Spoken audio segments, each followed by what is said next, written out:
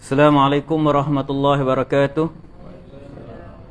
Innal hamdalillah nahmaduhu wa nasta'inuhu wa nastaghfiruh wa na'udzu billahi min shururi anfusina wa min sayyiati a'malina. May yahdihillahu fala mudhillalah wa may yudlil fala hadiyalah. Asyhadu an la ilaha illallah wahdahu la syarikalah wa asyhadu anna Muhammadan abduhu wa rasuluh.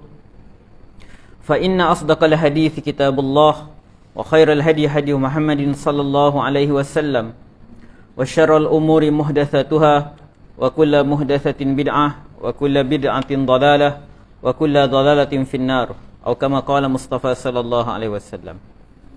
Alhamdulillah, kita panjatkan syukur pada Allah Subhanahu wa taala kita dapat bersama-sama pada malam ini menyambung pengajian kita yang menggunakan kitab ringkasan Riyadhus Salihin.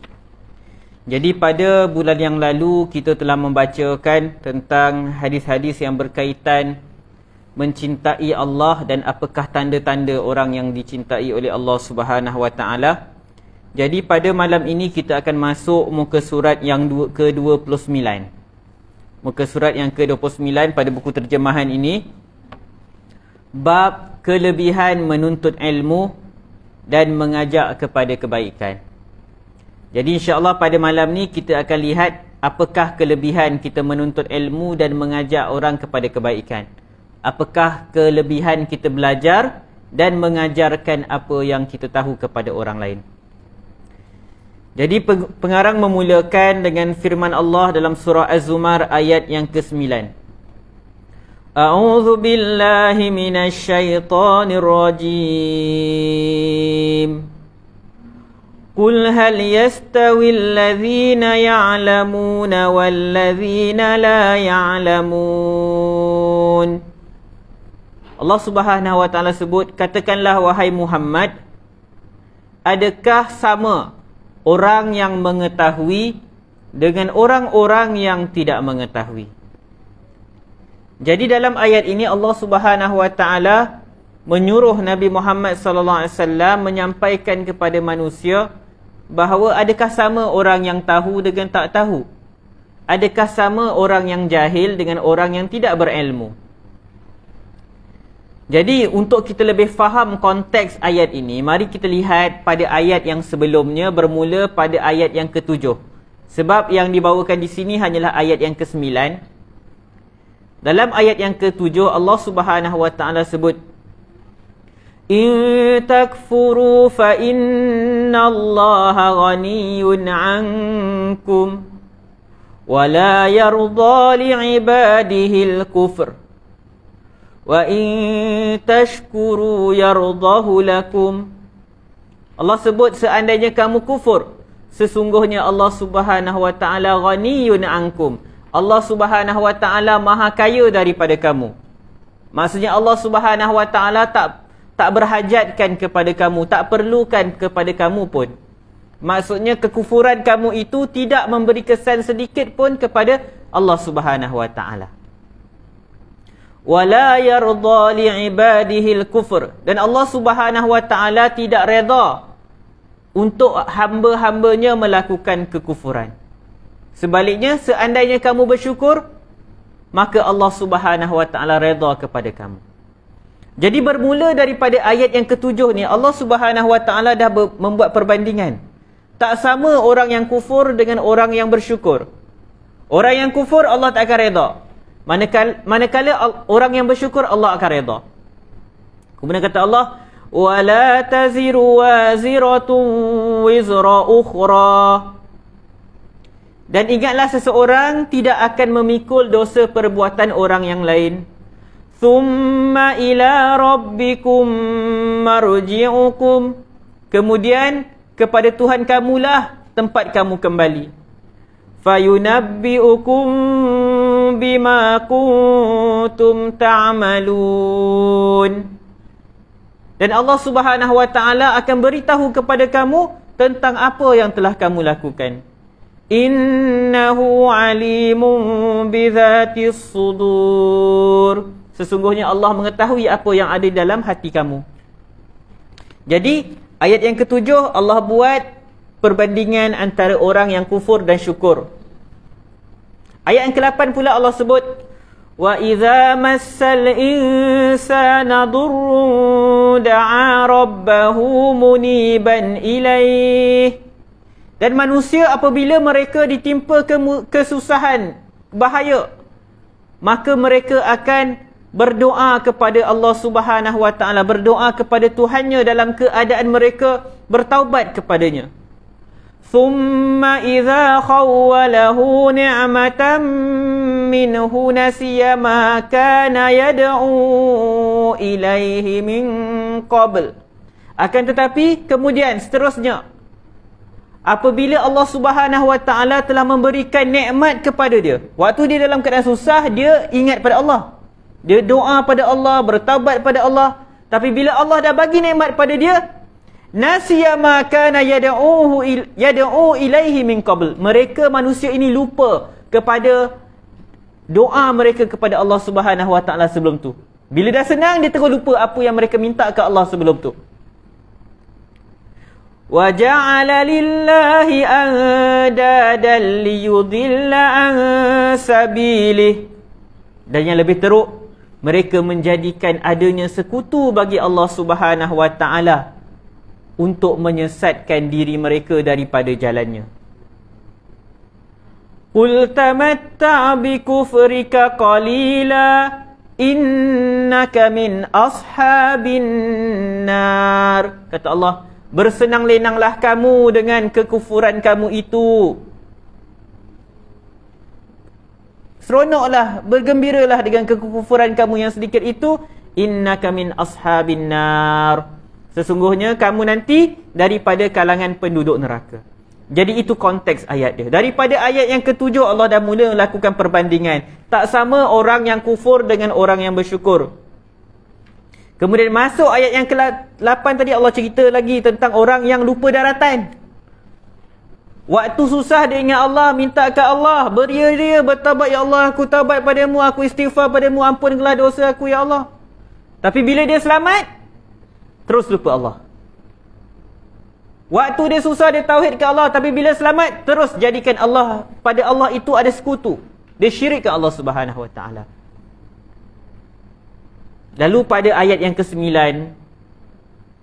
Allah sebut, amman huwa qanitun ana al-laili sajidan wa qa'iman yahdharul akhirah wa yarju rahmata rabbih. Tadi ayat yang ke-8 dia cerita tentang orang yang kufur tadi kan, yang lupa daratan. Kemudian Allah sebut aman, ataupun adakah engkau yang lagi baik ke, iaitu orang-orang yang kufur tadi, yang lupa daratan tadi, atau orang yang taat qanitun ana al-laili, yang khusyuk bangun pada waktu malam, sujud berdiri dalam keadaan mereka takutkan akhirat dan mengharapkan rahmat Tuhan dia. Jadi ayat yang ke-8 dan ke-9 Allah buat perbandingan lagi, iaitu mana lagi baik? Sama ke orang yang lupa daratan tadi dengan orang yang bangun pada waktu malam, berdoa pada Allah, mendirikan solat malam? Lepas tu baru Allah sebut, Qul hal yastawil ladzina ya'lamuna wal ladzina la ya'lamun. Katakanlah, sama ke orang yang mengetahui dengan orang yang tidak tahu? Jadi bermula ayat 7 sampai 9 Allah suruh kita berfikir, jangan sangka orang-orang ni sama. Tak sama. Orang yang bersyukur dengan kufur tak sama. Orang yang lupa daratan, waktu susah ingat Allah, waktu senang lupa Allah, tak sama dengan orang yang sentiasa bangun malam mentaati Allah Subhanahu wa taala, yang sentiasa harap rahmat Allah dan takut pada azab Allah. Dan tak sama juga orang yang berilmu dengan orang yang tak berilmu. Dan Allah Subhanahu wa taala di tempat yang lain menyifatkan orang yang melakukan maksiat itu sebagai orang yang jahil. Bila sebut orang yang jahil itu, tak semestinya dia buat maksiat dalam keadaan dia tak tahu hukum hakam. Seorang yang buat maksiat dalam keadaan dia tak tahu, tak ada ilmu benda tu terlarang, dia dimaafkan. Tetapi orang yang buat maksiat disifatkan dengan sifat jahil kerana dia seolah-olah tak tahu kekuasaan Allah Subhanahu wa taala. Tak tahu tentang azab Allah yang sangat pedih untuk dia. Seolah-olah dia tak tahu. Dia jahil tentang kebesaran Allah Subhanahu Wa Taala. Jadi dalam ayat ni Allah bandingkan, buat perbandingan. Jadi bagaimana kita nak lahirkan rasa takut kepada Allah Subhanahu Wa Taala ialah dengan berilmu. Dan apakah ilmu yang paling utama untuk kita ada dalam diri kita? Iaitu mengenal Allah Subhanahu Wa Taala. Ada satu kata hikmah sebut, awwaluddin ma'rifatullah. Awal pada agama itu adalah mengenal Allah Subhanahu Wa Taala. Ada orang kata ni hadis, bukan, ni bukan hadis. Kalau orang kata hadis tu hadis palsu. Sebab ni bukan sabda Nabi SAW. Tetapi benar maksud dia. Awal pada agama ialah kita kenal Allah Subhanahu Wa Taala. Itu pokok dia, itu keutamaan dia.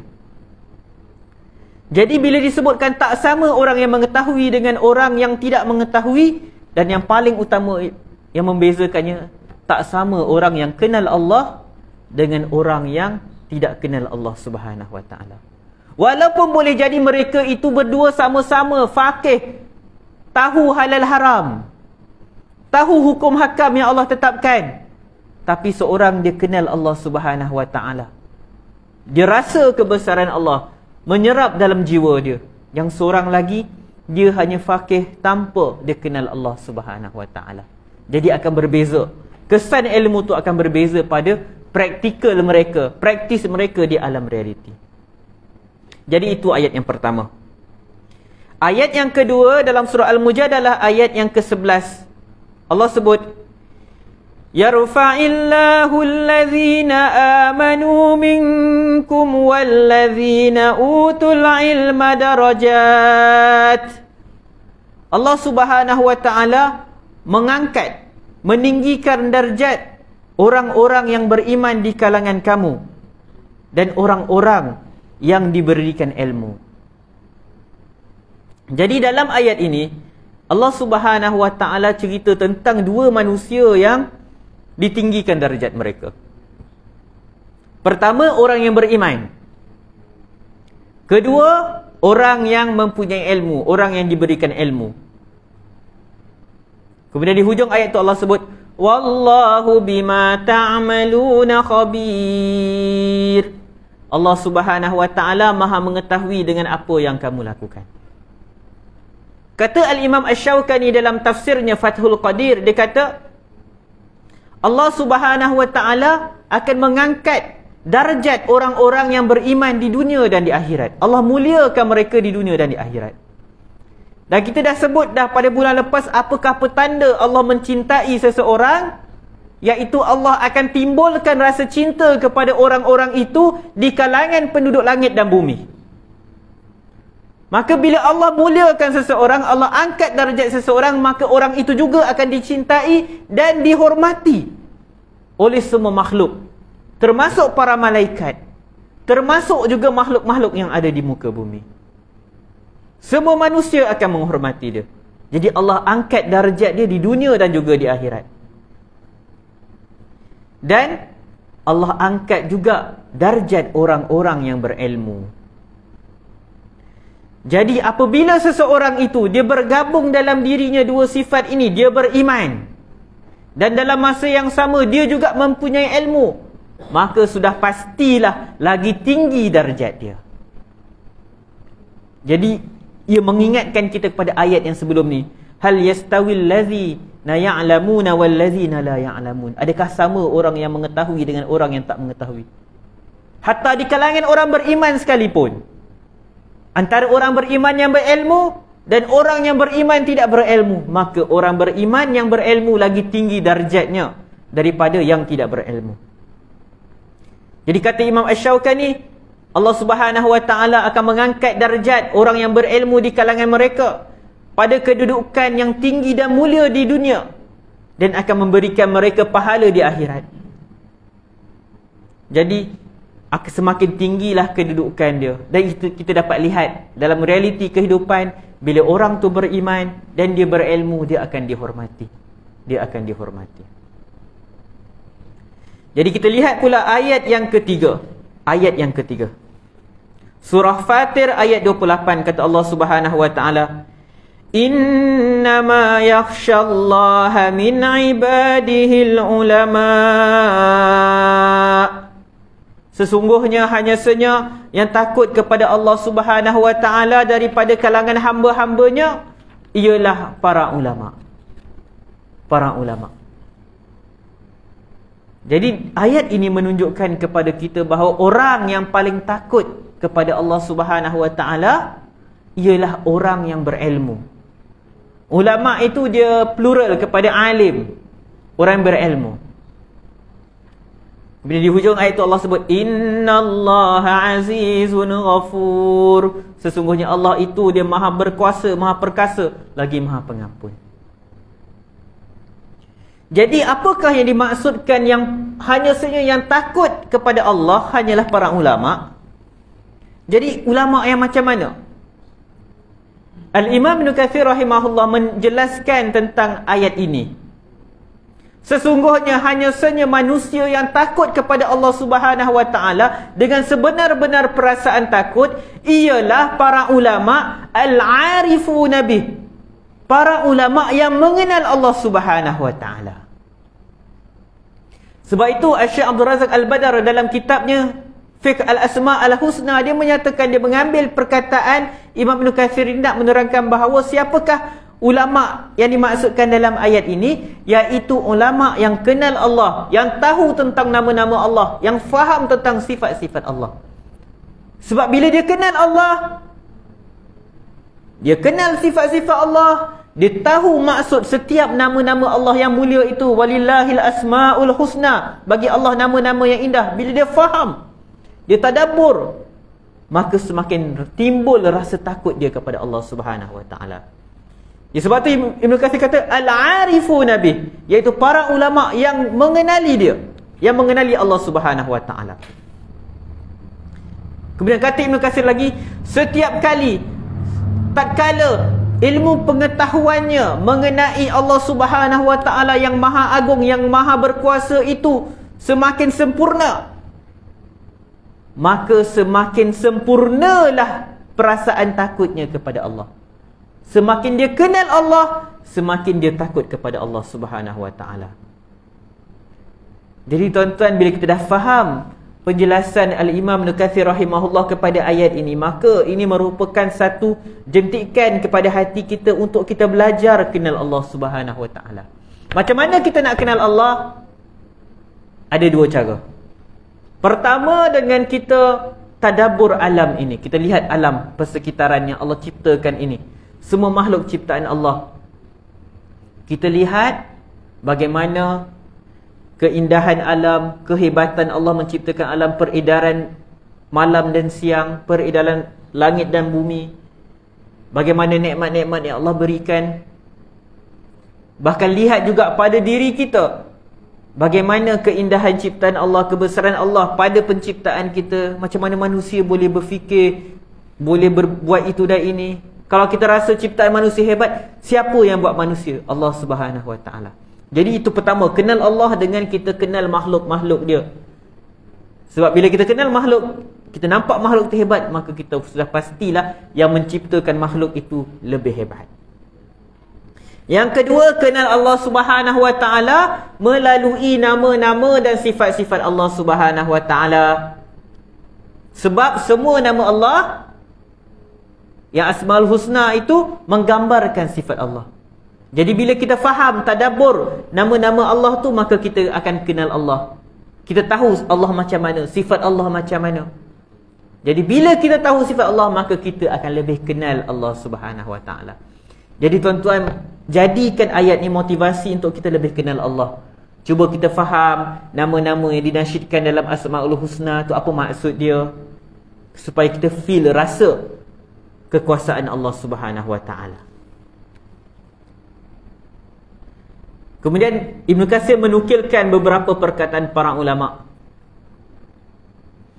Dinukilkan daripada Abdullah bin Abbas, dia kata al-alim bir-Rahman, orang yang mengenali Ar-Rahman, yang mengenali Allah Ar-Rahman, ialah man lam yusyrik bihi syai'a, ialah orang yang tidak mensyirikkan Allah dengan sesuatu pun. wa ahalla halalah, dan dia menghalalkan apa yang Allah halalkan, dan dia mengharamkan apa yang Allah haramkan, dan dia memelihara, menjaga arahan Allah Subhanahu wa taala, dan dia meyakini bahawa dia akan bertemu dengan Allah Subhanahu wa taala, dan dia meyakini bahawa amalan-amalannya akan dihisab kelak. Jadi itu kata Abdullah bin Abbas, orang yang alim mengenali Allah ialah orang yang tak syirikkan Allah. Apa yang Allah kata halal, dia kata halal. Apa yang Allah kata haram, dia kata haram. Dan dia berusaha jaga batas-batas yang Allah tetapkan. Dan dalam hati dia yakin, satu masa nanti aku akan bertemu dengan Allah, dan semua amalan aku akan dikira. Kata Sa'id bin Jubair. Sa'id bin Jubair ni tabi'in. Dia adalah anak murid kepada Abdullah bin Abbas. Kata Sa'id bin Jubair, al-khasyah, perasaan takut itulah yang menghalang kamu, menghalang sesekamu daripada antara kamu, yang menjadi benteng antara kamu dengan maksiat kepada Allah Azza wa Jalla. Jadi sangat penting untuk kita kenal Allah, mengenali Allah, ma'rifatullah, supaya kita ada benteng yang menjaga diri kita daripada melakukan maksiat. Tuan-tuan, bila saya sebut tentang benda ni, mengenal Allah, ma'rifatullah ni, saya minta kita semua berjaga-jagalah. Kalau dalam alam Melayu ni khususnya, ilmu makrifat ni dah dikenali dengan ilmu yang pelik-pelik. Bila orang tu dia sampai makrifat, dia konon-konon dah kenal Allah, mulalah dia bercakap dengan benda-benda yang pelik-pelik, tak difahami manusia. Mulalah perangai pelik-pelik. Dia nak cerita pasal Allah pun mula pelik-pelik. Ada yang sampai dia kata tak solat, sebab dia kata kena kenal Allah dulu baru solat. Ada yang sampai bila dah sampai satu tahap, maka dia mula mengeluarkan perkataan-perkataan yang kufur, buat benda-benda maksiat, sebab atas dasar konon mereka dah kenal Allah Subhanahu wa taala. Konon-konon masyarakat umum ni ahlus syariat, mereka dah level yang lebih makrifat. Tak. Orang yang berilmu kenal Allah, dia akan jaga segala halal haram.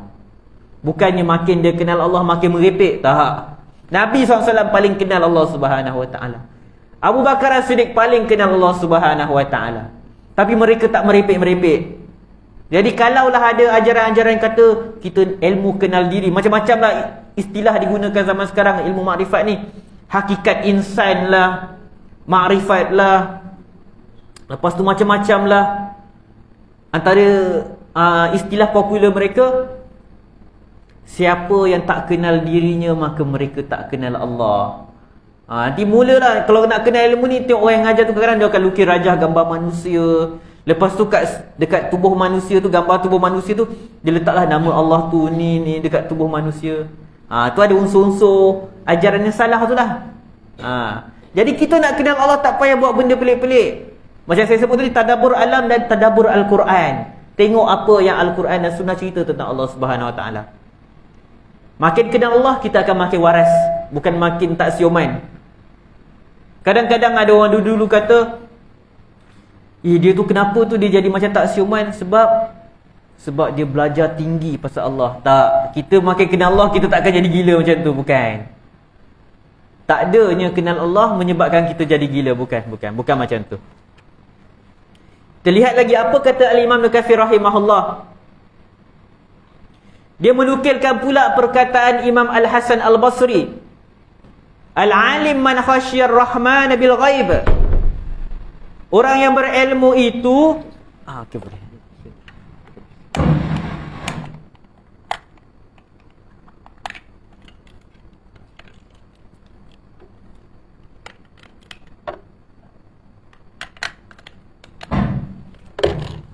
Kata Al-Imam Al-Hasan Al-Basri, al-alim, orang yang berilmu itu ialah orang yang takut kepada Allah Subhanahu wa taala bil ghaib, dalam keadaan orang tak nampak dia. Dia bukan depan orang, dia tunjuk dia menangis takut pada Allah. Waktu orang tak ada pun dia takut pada Allah Subhanahu wa taala. Dan dia mengharapkan, dia suka kepada perkara yang Allah Subhanahu wa taala suka. Dan dia menahan diri daripada perkara-perkara yang menimbulkan kemurkaan Allah Subhanahu wa taala. Jadi kata Hasan al-Basri, itulah orang-orang yang berilmu. Kemudian kata Abdullah bin Mas'ud radhiyallahu anhu, bukanlah ilmu itu daripada banyaknya hadis, akan tetapi ilmu itu adalah tentang banyaknya perasaan takut kepada Allah Subhanahu wa taala. Begitu jugalah kata Imam Malik, sesungguhnya ilmu itu bukanlah dengan banyaknya riwayat. Riwayat ni hadis lah. Akan tetapi ilmu itu adalah cahaya yang Allah Subhanahu wa taala jadikan di dalam hati manusia. Jadi kita mengharapkan agar Allah Subhanahu wa taala berikan cahaya ni kepada kita, supaya makin kita berilmu, makin kita takut kepada Allah Subhanahu wa taala. Makin kita berilmu, makin kita takut kepada Allah Subhanahu wa taala. Kemudian disebutkan di sini lagi, Al-Imam Ibnu Katsir rahimahullah menukilkan daripada Sufyan Ats-Tsauri, dia meriwayatkan daripada Abi Hayyan, bahawa seseorang berkata, ulama ni, orang-orang alim ni terbahagi kepada 3 kelompok. Pertama, alimun billah, alimun bi amrillah. Pertama, orang tu dia kenal Allah dan dia berilmu tentang arahan-arahan Allah. Maksudnya dia kenal Allah dan dia faham tentang hukum hakam. Itu yang pertama. Yang kedua, ada orang dia mengenali Allah, alimun billah. Dia kenal Allah Subhanahu wa taala, dia takut kepada Allah Subhanahu wa taala, tetapi dia tidaklah faqih, dia tidaklah tahu sangat tentang hukum hakam. Ini yang kedua. Dan yang ketiga, ada orang yang dia tahu pasal hukum hakam. Dia faqih, tetapi dia tidak kenal Allah Subhanahu wa taala. Orang ni dia tahu pasal hukum hakam, tapi perasaan takut dia kepada Allah tak ada. Jadi kata ulama ini, yang pertama tadi, yang kenal Allah dan tahu hukum hakam, ialah orang yang takut kepada Allah dan tahu tentang hukum hakam dan batas-batasnya. Tapi yang kedua ni, dia baik, dia memang takut pada Allah, tapi ilmu dia kurang. Jadi kadang-kadang orang yang kedua ni, dalam dia nak takut pada Allah, dia beribadah kepada Allah, dia ada buat silap-silap lah. Sebab dia kurang arif, dia kurang faham cara beribadah yang sebenar dan semisalnya. Yang pertama tu alhamdulillah, dia kenal Allah dan hukum hakam pun dia jaga. Tapi yang ketiga ni, na'udzubillah min zalik, dia berilmu, dia tahu apa halal, dia tahu apa haram, tetapi dia tidak takut kepada Allah Subhanahu wa taala. Jadi orang yang berilmu yang termasuk dalam kategori ketiga inilah yang sangat berbahaya. Kita tuan-tuan, bila kita rajin belajar, kita kena pastikan jangan kita sampai jadi orang yang ketiga. Ada ilmu tapi tak takut pada Allah Subhanahu wa taala. Tahu halal haram tapi tak takut pada Allah Subhanahu wa taala. Dan orang-orang ni lah, kalau kita ada sifat macam ni, kita berpotensi menjadi orang yang mempergunakan agama untuk kepentingan dunia, mempergunakan agama untuk kepentingan sendiri. Kita bukan jadikan agama sebagai panduan kehidupan kita, tapi kita gunakan agama. Sebab kita alim, kita mungkin lulusan sekolah agama, belajar sampai luar negara, kalau yang kat universiti sampai PhD. Jadi masyarakat anggap kita alim, berilmu. Boleh jadi masyarakat tu dia takut ke Allah tapi kurang ilmu, dan mereka bersangka baik kat kita. Nampak, oh dia ni ada PhD dalam hadis, PhD dalam tafsir, dia ni mengaji kat pondok bertahun-tahun, mesti dia lagi alim. Jadi masyarakat yang takut pada Allah tapi kurang ilmu, dia angkat orang yang ada ilmu tapi tak takut pada Allah. Jadi orang yang ada ilmu tak takut pada Allah ni, dia boleh manipulasi masyarakat sesuka hati dia. Dia ajar benda yang tak betul, yang penting orang akan hormati dia. Dia tahu orang akan ikut dia. Dia gunakan agama untuk naikkan kedudukan dia. Dia halalkan benda yang haram. Dia haramkan benda yang halal. Dia pertahankan benda-benda yang salah. Dia pertahankan kezaliman. Dan orang yang ada ilmu tetapi tidak takut kepada Allah, dia hanya akan bercakap benda-benda perkara yang memberi keuntungan kepada dia sahaja. Kalau dia rasa kalau dia sebut satu perkara masyarakat tak suka, atau kalau dia sebut satu perkara nanti jawatan dia terjejas, kalau dia sebut satu perkara periuk nasi dia terjejas, dia akan diamkan perkara tersebut. Walaupun kemungkaran berlaku di depan mata dia dan dia mempunyai kemampuan untuk menegurnya, dia akan diamkan perkara tersebut. Jadi kita kena pastikan diri kita rajin mengaji, datang surau, datang masjid. Kita rajin baca kitab-kitab agama. Pastikan diri kita kalau tak dapat jadi yang pertama tadi, yang kenal Allah dan tahu hukum hakam, alim pasal hukum hakam, paling kurang kita kat level kedua lah. Kita kenal Allah, takut kepada Allah, cuma kita mungkin tak sampailah faqih sangat. Dan kita berdoa kepada Allah Subhanahu Wa Taala agar kita ditemukan dengan guru-guru yang benar, guru-guru agama yang memang ikhlas mengajar kita, guru-guru agama yang takut kepada Allah Subhanahu Wa Taala. Kadang-kadang manusia ni tuan-tuan, bila dia dah diberikan kurniaan ilmu, dimanipulasi kedudukan dia, kepercayaan masyarakat. Yelah, kan orang nampak orang alim, takkanlah dia buat benda tak elok. Jadi dimanipulasi kepercayaan masyarakat tersebut. Dikhianati amanah yang diberikan kepada mereka. Amanah yang diberikan kepada orang alim untuk bawa manusia dekat kepada Allah Subhanahu Wa Taala.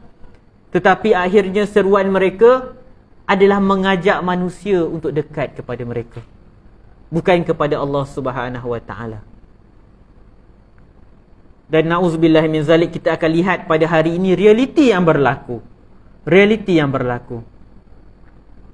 Kadang-kadang agamawan mengeluarkan kenyataan-kenyataan yang tidak sepatutnya. Apabila dengan rakyat marhain, dengan masyarakat bawahan sangat garang, itu maksiat, itu dosa. Tapi bila dengan golongan bangsawan, golongan atasan, bukan sekadar nak menegur pun tak berani, bahkan jadi pembela pula. Beban tuan-tuan, beban kepada saya yang bercakap di atas ni, orang yang belajar agama, mengajar agama, ada satu beban. Dia jangan jadi pembela kezaliman. Jangan di hadapan rakyat biasa kita garang. Itu maksiat, itu dosa, tak boleh. Tapi bila berhadapan dengan maksiat yang dilakukan orang yang lebih berkuasa, kita kalau tak mampu nak tegur, paling kurang doalah agar dia hentikan kezaliman dia, kemaksiatan dia. Tapi jangan sampai ke tahap kita mencemarkan agama dengan kita menjadi pembela kezaliman. Minta maaf saya sebutlah.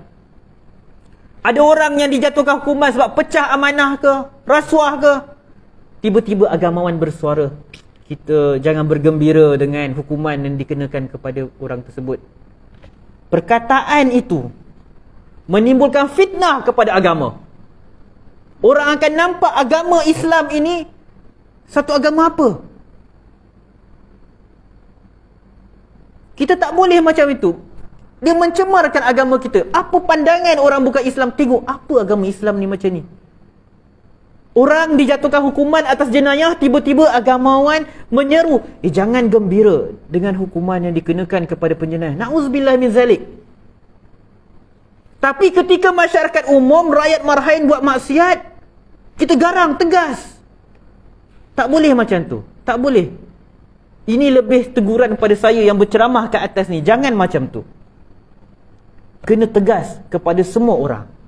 Maksiat adalah maksiat. Dan jangan jadi pembela kepada kezaliman.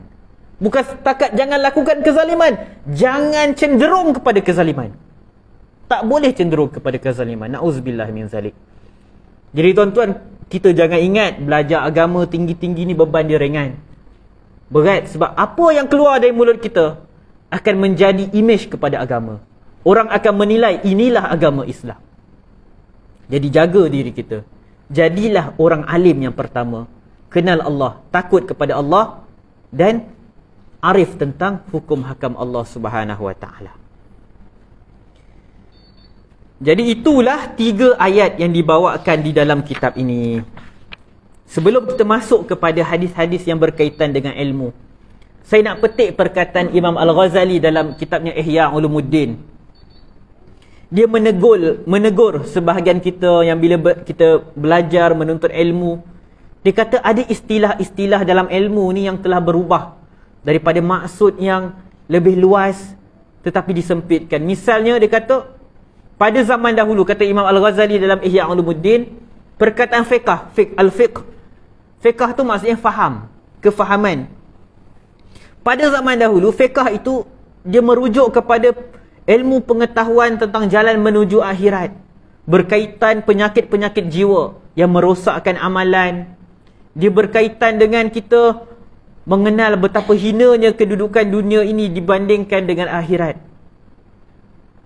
Sebab tu misalnya dalam surah Al-Baqarah ayat 122 digunakan perkataan liyatafaqahu fid din, untuk mereka mempelajari agama, untuk faham tentang agama ni. Sebab pada zaman sekarang fiqh ni kita banyak berbicara tentang hukum hakam je kan. Fiqh solat, fiqh puasa, fiqh zakat, betul, bagus. Itu termasuk dalam tadilah kita mengetahui tentang hukum hakam. Tetapi kalau kita lihat nama kitab-kitab akidah yang para ulama dulu tulis, antara nama kitab akidah yang dinisbahkan kepada Al-Imam Abu Hanifah, Al-Fiqhul Akbar, fiqh yang besar. Maksudnya apa? Kefahaman yang besar. Sebab tu Syekh Abdul Razak Al-Badar dia tulis tentang Al-Asma' Al-Husna, dia guna nama kitab dia Fiqh Al-Asma' Al-Husna, Fiqh Asma' Al-Husna. Kita kalau tak faham itu, kenapa pula dinamakan fiqh? Kan fiqh ni tentang hukum hakam. Tapi sebenarnya fiqh pada asalnya pada bahasa bermaksud faham. Jadi sebelum faham tentang hukum hakam, kita wajar faham tentang Allah Subhanahu Wa Taala, keagungan Allah Subhanahu Wa Taala. Sebab tu dalam surah Al-A'raf, Allah Subhanahu Wa Taala sebut ayat 179, Allah sebut lahum qulubun la yafqahuna biha. Mereka ada hati tetapi mereka la yafqahun. Kalaulah sekadar tahu hukum hakam, dia akan lebih merujuk pada akal kita kan. Kita faham ini halal, ini haram. Tapi Allah sebut lahum qulub, mereka ada hati, la yafqahuna biha. Mereka ada hati tetapi mereka tidak faham dengan hati tersebut. Surah Al-A'raf ayat 179. Jadi hati ni melibatkan apa? Rasa takut, bersangka baik kepada Allah Subhanahu Wa Taala. Jadi dia melibatkan sejauh mana makrifah kita kepada Allah, sejauh mana kita mengenali Allah Subhanahu Wa Taala. Hati ni berkaitan dengan isu seperti tawakal. Kita dah berlalu dah sebelum ni kan bab tawakal. Sejauh mana kita bergantung kepada Allah Subhanahu Wa Taala. Kebergantungan kita kepada Allah. Apa yang kita buat di dunia ni yang terzahir membuktikan apa dalam hati kita. Kalau kita cari rezeki dengan cara yang haram, membuktikan dalam hati kita tidak ada tawakal kepada Allah. Sebab kita rasa kalau tak buat benda haram ni, tak dapat rezeki tersebut. Saya selalu bagi contoh. Kenapa berlaku rasuah, orang hulur duit nak dapatkan projek? Sebab apa? Kurang tawakal pada Allah. Mereka rasa kalau tak bagi rasuah, tak dapat projek. Na'udzubillah min zalik. Jadi kena jaga perkara-perkara ni. Kita jangan kata iman tu di hati, dan betul iman di hati, tetapi ia akan tergambar dengan perilaku kita, apa yang kita lakukan. Semua benda yang kita buat kat dunia ni ada kaitan dengan iman kita. Sebab itu Al-Imam Al-Baihaqi rahimahullah dia susun kitab Syu'ab Al-Iman, cabang-cabang iman. Dan bila kita lihat dalam kitab cabang-cabang iman tu, dia bukan cerita benda-benda hati je. Dia berkaitan tolong orang, berkaitan membuang benda-benda yang menyakiti orang daripada laluan orang ramai. Semua tu ada kaitan dengan iman. Jadi sebab semua benda yang kita buat, ia sedang menzahirkan keimanan yang ada dalam hati kita. Tak bolehlah kita kata, tak apa, kau tak boleh nak kata aku macam-macam. Aku walaupun buat maksiat tapi hati aku beriman. Betul beriman, tapi iman tu yazid wa yanqus, naik dan turun. Maksiat yang kita lakukan keingkaran yang kita lakukan menunjukkan kerendahan iman kita kepada Allah Subhanahu Wa Taala. Ketaatan kepada Allah yang kita lakukan, kebaikan akhlak kita, sikap kita suka menolong orang, sifat amanah kita, menepati janji kita, menunjukkan ketinggian iman kita. Jadi jangan kita pisahkan iman dengan amalan. Jangan dipisahkan iman dengan akhlak kita. Semua tu berkaitan. Semua tu berkaitan. Jadi kita masuk kepada hadis yang pertama. Hadis yang pertama, kita lihat muka surat 30. Al-Imam Al-Bukhari dan Imam Muslim meriwayatkan daripada Muawiyah radhiyallahu anhu bahawa Nabi SAW bersabda, "May yuridillahu bihi khaira." Sesiapa yang Allah Subhanahu Wa Taala mahukan kebaikan untuk dia, yufaqihu fid din. Allah akan jadikan dia faham tentang agama ini. Sesiapa yang Allah mahukan kebaikan untuk dia, maka Allah akan jadikan dia faham tentang agama ni. Tuan-tuan, kita berdoa pada Allah. Sebab tu setiap pagi lepas subuh, antara doa yang disunahkan kita baca lepas solat subuh, Allahumma inni as'aluka ilman nafi'ah. Boleh tak baca sama-sama? Daripada Ummu Salamah ni, doa Nabi ajar lepas solat subuh. Kita tuan, puan-puan, kita baca sama-sama supaya kita dapat amalkan satu doa. At least kalau ceramah malam ni panjang, tak dapat banyak, dapat satu doa ni pun dah okey dah.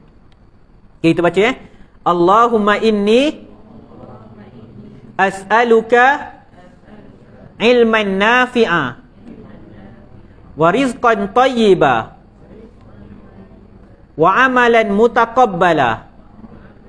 Lagi sekali, Allahumma inni as'aluka ilman nafi'a wa rizqan tayyiba wa amalan mutaqabbala. Maksudnya, ya Allah, sesungguhnya aku memohon kepadamu ilmu yang bermanfaat. Setiap pagi Nabi SAW ajar lepas solat subuh, doa yang dibaca, ya Allah, sesungguhnya kami mohon padamu ilmu yang bermanfaat. Ilmu ada banyak, ada ilmu tak bermanfaat. Ada ilmu sihir, ilmu perbomohan, ilmu nujum. Tu semua ilmu yang tak bermanfaat. Kemudian kita minta pada Allah warizqan tayyiba. Kita minta pada Allah rezeki yang baik. Rezeki ada banyak, sumber pendapatan, cara nak cari rezeki banyak. Jadi kita minta rezeki yang baik, yang diberkati. Wa amalan mutaqabbala. Dan kita minta pada Allah amal yang diterima. Tuan-tuan, kita pagi-pagi dah bangun solat subuh, mana yang rajin bangun qiyamul lail, setiap hari baca Quran, zikir pagi petang, berdoa pada Allah, pergi surau tiap hari, sedekah. Kita doa pada Allah, ya Allah, terimalah amalan kami, ya Allah. Terima amalan kami. Jadi setiap pagi kita mulakan macam tu hidup kita. Lepas subuh, kita doa. Pertama, minta ilmu yang bermanfaat. Supaya kita rajin belajar, kita belajar ilmu yang betul. Bukan ilmu yang penyeleweng. Tuan-tuan, sekarang banyak kesian masyarakat umum yang nak belajar agama, nak faham agama, tetapi tersilap mendapat ilmu yang salah. Guru-guru yang mengajarkan khurafat. Sekarang kita bulan apa, tuan-tuan? Bulan Islam, bulan Hijrah. Bulan apa? Bulan Safar, kan? Kalau dalam masyarakat kita dulu ada apa? Mandi Safar, kan? Untuk buang bala. Alhamdulillah, dah tinggal lama dah amalan-amalan khurafat itu. Kenapa ada mandi Safar? Sebab dipercayai dalam bulan Safar tu ada bala musibah. Alhamdulillah dah hilang amalan khurafat ni. Tetapi na'udzubillah min zalik, ada sebahagian orang yang mengajar untuk menghidupkan kembali amalan mandi Safar ini. Benda yang dah elok para alim ulama hapuskan. Dihapuskan kepercayaan khurafat itu, tapi cuba dihidupkan balik. Oleh siapa? Orang-orang yang mengajar di masjid di surau. Sebab tu saya kata, kita minta pada Allah diberikan ilmu yang bermanfaat, ditemukan dengan guru yang betul, yang berpegang teguh kepada Al-Quran dan As-Sunnah. Sebab takut kita masyarakat umum, kita tak faham. Kita percaya macam saya sebut tadi, orang yang berilmu bila tak ada takut pada Allah, dia manipulasi manusia. Masyarakat umum ikutlah. Walaupun apa yang dia ajar tu ada kesyirikan. Tuan-tuan percaya tak, ada orang berceramah dalam masjid, dalam surau, dia ajar pada manusia Kalau nak bagi contoh, tak nak bagi motosikal kena curi, tulis nombor apa tak 2, 4, 5, 6 kat motosikal tu. Toreh guna kunci ke apa. Konon-konon nombor ni ada power. Ceramah dalam masjid, dalam surau. Ajar benda khurafat, benda syirik. Na'udzubillah min zalik. Jadi kita minta perlindungan Allah supaya dia kurniakan ilmu yang bermanfaat, difakihkan, difahamkan kita tentang agama ini. Jadi tuan-tuan, hadis yang seterusnya panjang. Jadi mungkin kalau kita baca pada malam ni tak sempat kita nak hurai. Nanti susah pula kalau kita baca hadis kerat, nanti masuk bulan depan dah lupa dah hadis tu. Jadi insya-Allah hadis yang kedua ni, yang hadis daripada Abu Musa Al-Asy'ari radhiyallahu anhu ni, kita akan baca pada bulan hadapan. Sebab hadis ni Nabi SAW memberikan permisalan manusia dengan ilmu ni macam hujan dan tanah. Ilmu tu macam air hujan, manusia ni macam tanah. Tanah ni ada pelbagai jenis. Ada tanah yang subur, ada tanah yang tandus, ada tanah yang menakung air, ada tanah yang serap air. Jadi manusia ini dengan ilmu tu macam tu. Ada manusia yang macam tanah yang subur, ada manusia yang macam tanah yang tak subur. Jadi kita nak tengok apa yang ulama huraikan daripada hadis Abu Musa Al-Asy'ari ini, insya-Allah pada bulan hadapan. Jadi sebelum kita bersurai, ada sebarang persoalan? Daripada muslimah ada soalan? Muslimin ada soalan? Tak ada. Jadi kita sudahi majlis kita pada malam ni dengan tasbih kafarah. Subhanakallahumma wa bihamdika asyhadu an la ilaha illa anta astaghfiruka wa atubu ilaik. Assalamualaikum warahmatullahi wabarakatuh.